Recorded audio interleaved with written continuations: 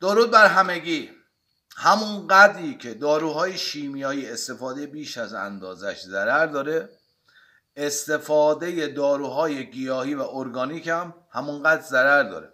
خیلی وقتها اشخاصی برای اینکه محصولشون رو بفروشن میگن آقا این مواد ارگانیک، این فلان، این بیساره. اما به نظر من زیاد تاثیرگذار نیست به عنوان یک شخصی که سالیان سال تو صنعت قناری فعالیت کردم. ببینید زمانی که شما سرما میخوری میرید دکتر مراجعه میکنی به پزشک، عرض کنم با یه دونه سرم، با یه دونه آمپول پریسیلین 24 ساعت سرپایی. اما اگر بخوای با داروی گیاهی خودتو درمان کنی ماها طول میکشه و به زجر و عذابش واقعا نمیارزه.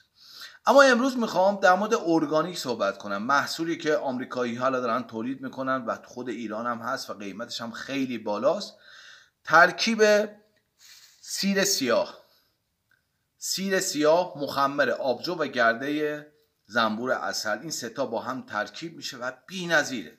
از اونجایی که من خودم میدم خیلی سردی میکنه و زنجبیل میخوردم، عسل میخوردم و اینکه حالم بهتر بشه، ولی نمیشد. اولی از زمانی که دارم از سیر سیاه استفاده میکنم به صورت تازه، واقعا خیلی حالم بهتره، میدم دیگه سردی نمیکنه، اذیت نمیشم. اینم نتیجهشه.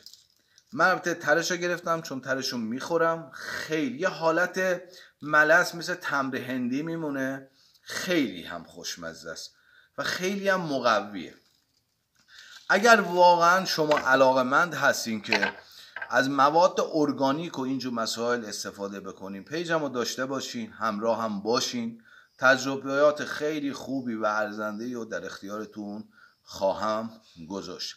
خیلی از شبکه‌ها میبینیم میگن آقا این نمیدونم کبسشور گیاهیه، نمیدونم اینا. ببین اینا همش حسبه. اگر مطمئن باش خوب بود، اگر مؤثر بود، اگر کارساز بود، شاهین تبریزی اولین شخصی بود که اینو میرفت میساخت، تولید میکرد، بسته‌بندی میکرد و برای فروش میذاشت. مطمئن باش که به درد نمیخوره که من دنبالش نرفتم. یا حق. بدرود.